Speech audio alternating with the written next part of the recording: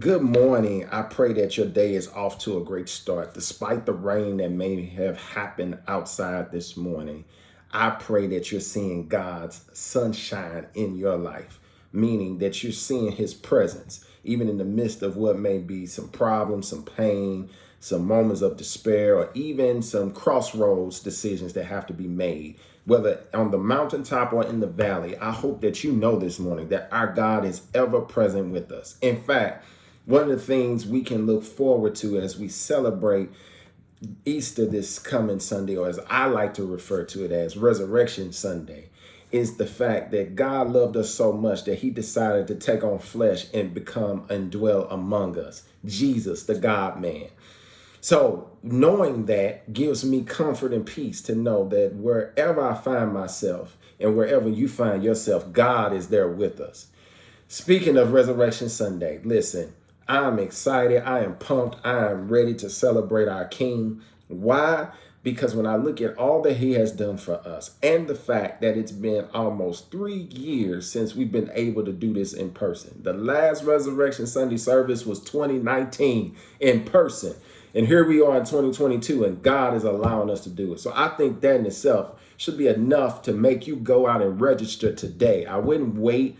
I wouldn't drag my feet. I would go ahead and do it. And oh, by the way, don't let the idea of a crowd or people you don't know being there just deter you from doing this. We need to be together to celebrate our King. We need to do that in fellowship with one another when we think about who he is and all that he has been to us over the course of our lives. I believe every believer should find themselves in God's house this coming Sunday. Now, we know some are traveling, and so if you can't be in person, we understand we'll be streaming.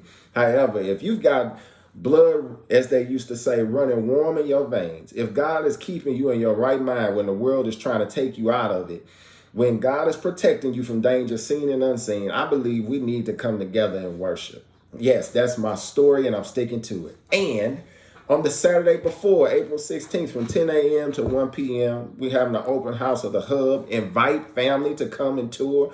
Invite people, if you know, who live nearby the Hub so they can see what's there for them, how God desires to serve them. It's another way of showing God incarnating among his people because we are his body, and therefore we are the arms and legs and feet of our King. And this is one of the ways we do that, by engaging people and creating spaces that are needed with resources from God, because God is our source. So saying all that to say, Saturday 10 to 1, come out, bring somebody with you.